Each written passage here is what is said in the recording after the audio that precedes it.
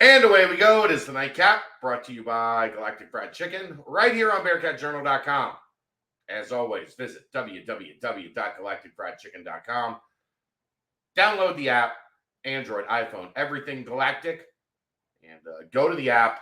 They will bring it right to your front door, pretty much anywhere inside the 275 loop. Or go down to Dayton, Kentucky, Wednesday through Sunday, lunch and dinner, and have them cook you up the Galactic goodness. Had some tendies last week. They were outstanding. And the Galactic sauce. It was cool, too, because I was around a couple people that had never tried it before. And watching those reactions are always fantastic. I concur.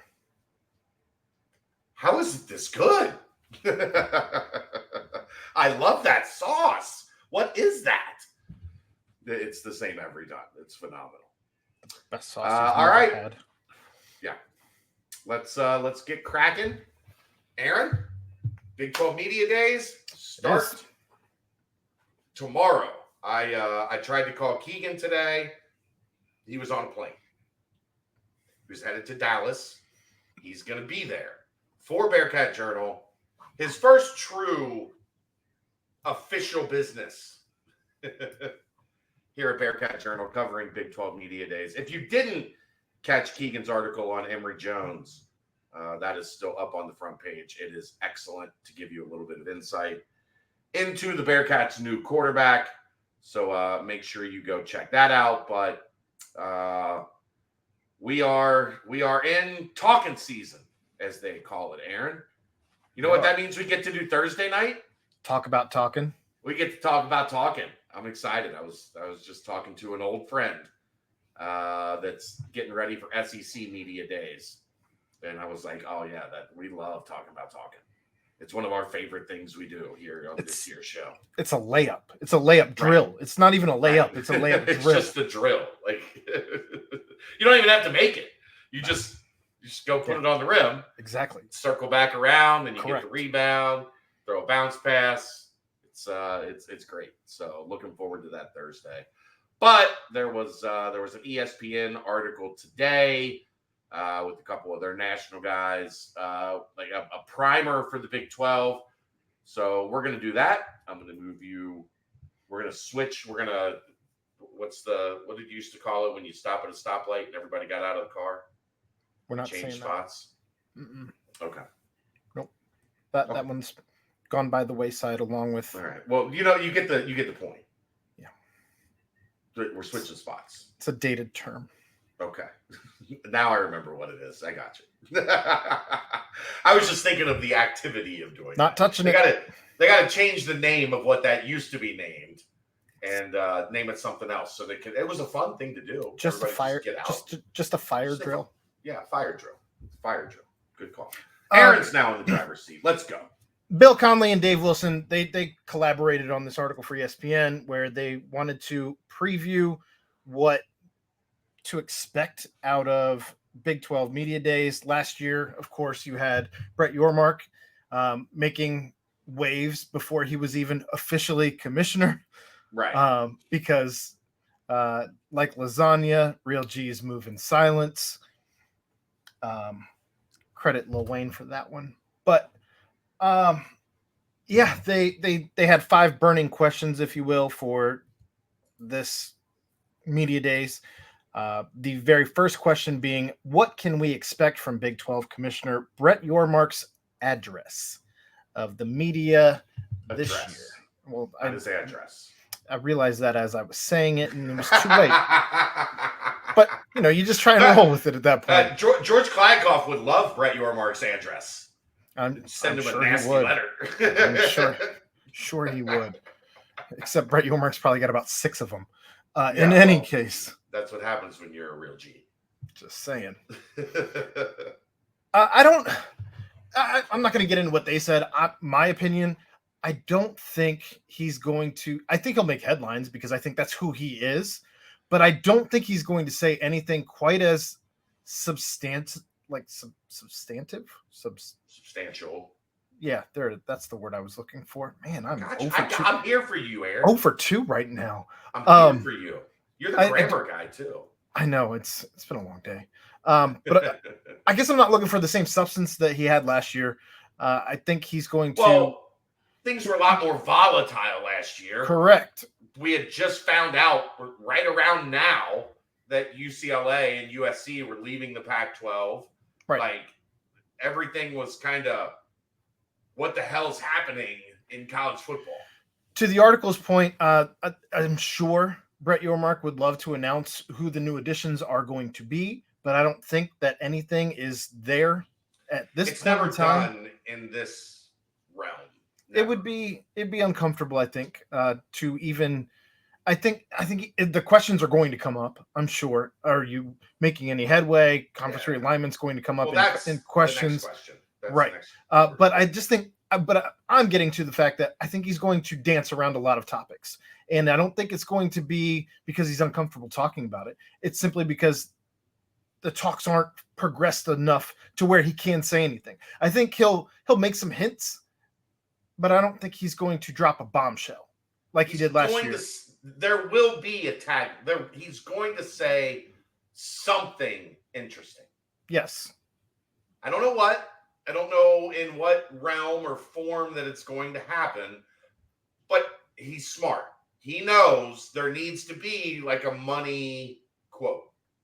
Like, there needs to be something he says that gets everybody kind of talking about the Big 12. Because his job, let's be honest, one of his jobs is kind of to create that buzz. Yes. And they're going first in Talkin season.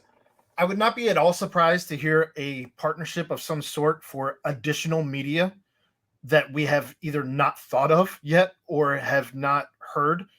And just another way for the schools to create more revenue, because I think that is like in wrestling when you got the guy thrown into the turnbuckle and you continue to just slap him in the chest. I think that's where he has the Pac-12 and George Klyakov. Right. And I think that if he's stacking money on top of what they already have in place, I think that's the move, right? Yeah, probably. I mean, that's hard to hide, but he's done a decent job, like having some of these things just pop up. So correct. I would guess he's gonna have some kind of card to play. It's probably not going to be an ace. It might not be a king, but he's going to have a card to play that's going to get people talking. Like, that's just what he does. I'll be surprised if there is not a turnbuckle chest slap. Just maybe they'll announce the musical entertainment for the Big 12 championship halftime show. Perhaps. I think I know who it is. People would be talking. Okay. People would be talking. Go ahead. The next question. How much will realignment dominate the conversation? I think the media will try to make it dominate the conversation, but I don't know how much he's going to say other than we're keeping our options open. We're still open for business. We're still in the realignment industry, but I don't have anything to report today. I think that's safe. I'm sure media members will try and drop UConn, try and drop Colorado, try and drop Gonzaga, just trying to elicit some type of reaction. But I don't. Whatever. Not to me. Potato. But I don't think he's even going to show his hand. I think that he has an excellent poker face. I don't think you get to where he has been in his career without an excellent poker face. And I truly don't look for him to drop so much as a hint in that regard to realignment. But I'm to your point, I think the questions certainly will come from the media. Yeah, they have to ask. Correct. Right? Like, what are they going to do where they can avoid it? It's part of the job. It's just how it works. But yeah. All right, moving on. Number 3, what will the send-off be like for Texas and Oklahoma? That's good. See, this is where being new, I think, hurts my perspective here. Well, the article alluded to the fact that last year Mike Gundy was not shy about saying that neither school. They lost their rival. Like, Right. of course. But he didn't think that the school should even be in league meetings, having any input in what the Yeah. league had, as they'd already announced being gone. I don't disagree with his stance. However, very interesting to see him just set the bridge on fire. And But that's Mike Gundy. it is Mike Gundy. I'm a man. I'm 40. I'm 52. I mean, Like, he's old. He's old now. Yeah. I'm a man. I got a mullet.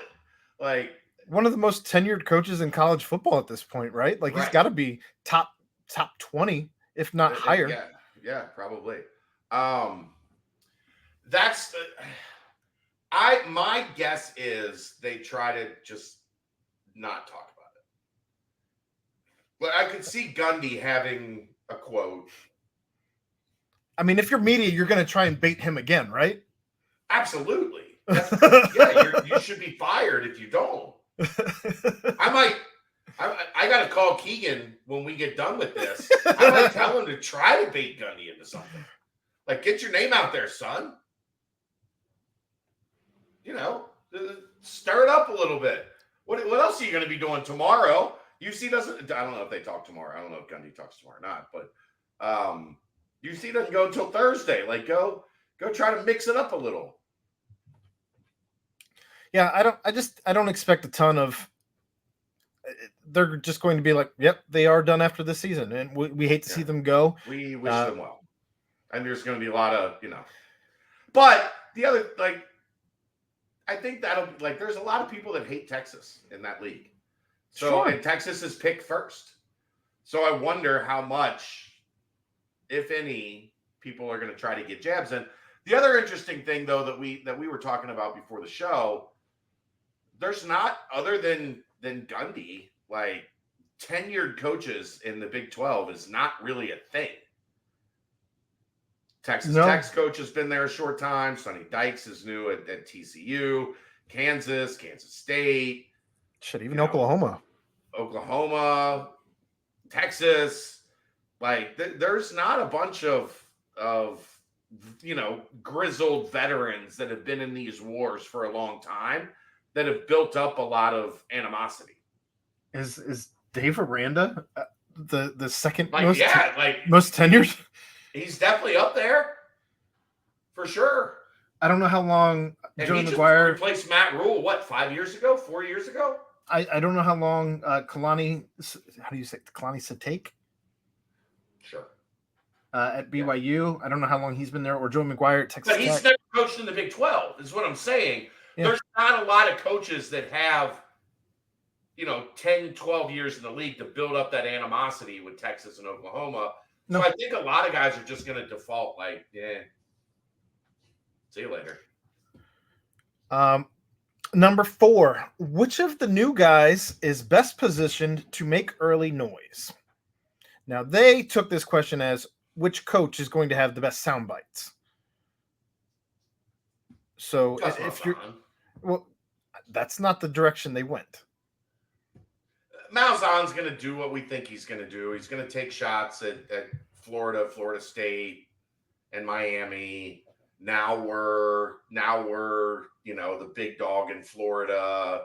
We're legitimized. Like, I think he's going to try to put it on the table. Dana Holgerson would like a Red Bull vodka infused word. What's he going to say?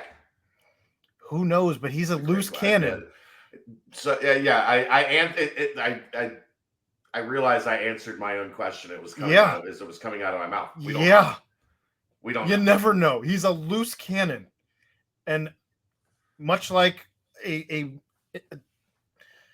disgraced coach over in West Virginia at this point, you just never know when the drinks start flowing for one day. Can you imagine they had both of them at the same time for like 2 weeks?